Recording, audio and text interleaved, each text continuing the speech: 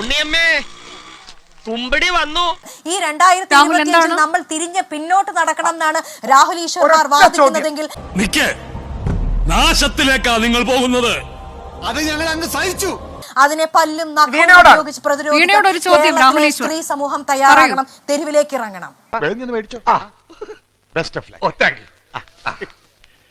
നേതാവ് കൂടിയായ കേരളത്തിന്റെ ഏറ്റവും വലിയ ജനകീയ മുഖ്യമന്ത്രി ഉമ്മൻചാണ്ടി സാറിനെതിരെ വ്യാജ പരാതി നൽകി അദ്ദേഹത്തെ വർഷങ്ങളോളം വേട്ടയാടിയ സരിതയ്ക്കെതിരെ ഒരു കേസ് എടുക്കണമെന്ന് വീണയ്ക്ക് തോന്നിയിട്ടില്ലേ?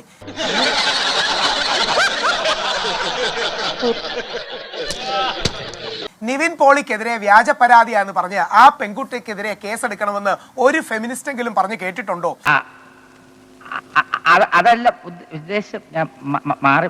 എൽദോസ് കുന്നപ്പള്ളി എന്ന കോൺഗ്രസിൽ തന്നെയുള്ള പ്രഗത്ഭനായ സാമാജികനെ കള്ളക്കേസിൽ കൊടുക്കാൻ അവസാനം ഇത് വെറും സിനിമാ കഥയാണെന്ന് ഹൈക്കോടതി പോലും പറഞ്ഞ കേസിൽ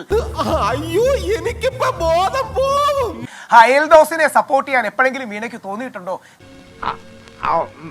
പറഞ്ഞിട്ടില്ല. ഞങ്ങൾ ആണുങ്ങൾ എന്താ രണ്ടാനമ്മ പെറ്റുണ്ടായതാണോ? ഞങ്ങൾക്ക് ഈ നാട്ടിൽ അവകാശമില്ലേ? ദൈവമേ, മൂർഖനെയാണല്ലോ ചവിട്ടിയത്. ഞങ്ങൾക്കെതിരെ ഒരു വ്യാജ കേസ് വന്നാൽ നിങ്ങൾ ഏതെങ്കിലും സ്ത്രീപക്ഷവാദികൾ ഞങ്ങളെ സപ്പോർട്ട് ചെയ്തിട്ടുണ്ടോ? എന്തായാലും കലക്കിട നിന്നെ ഞങ്ങൾ സമ്മതിച്ചു തന്നിരിക്കുന്നു. കോടതി അനുകൂലിച്ചാലെങ്കിലും ഉമ്മൻചാണ്ടി സാറിനെങ്കിലും ആ നീതി കിട്ടിയിട്ടുണ്ടോ? പിന്നെ ചൂടാണ്ട് ഇല്ല. അതോ കേരളം കണ്ട ഏറ്റവും വലിയ മുഖ്യമന്ത്രിക്ക് നേരെ പോലും അത്ര വലിയ വേട്ടയാടൽ നടന്നിട്ട് ഏതെങ്കിലും ഒരു സ്ത്രീപക്ഷവാദികൾ ഉമ്മൻചാണ്ടിയെ സപ്പോർട്ട് ചെയ്തോ? സത്യമാണെങ്കിലും എനിക്ക് അംഗീകരിച്ചു കൊടുക്കാൻ പറ്റുമോ? എന്താ കാര്യം? ഇവിടെ ആണുങ്ങളെ ആർക്കും വേണ്ട. ഞങ്ങളുടെ പുറത്ത് കുതിര കയറുന്നതാണ് ഇവിടെ പുരോഗമനം. നമുക്ക് കോംപ്രമൈസ് ചെയ്യാം. അടിയിൽ കോംപ്രമൈസ് ഇല്ല ചേട്ടാ.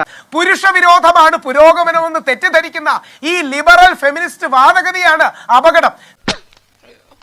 കിട്ടിയ മുതലും പലിശ ചേർത്ത് കിട്ടി. ആരും കണ്ടില്ല.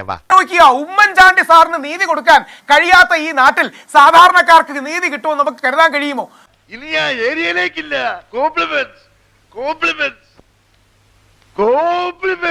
വല്ലാത്ത തലവേദന. ഞാനൊന്ന് കിടക്കട്ടെ.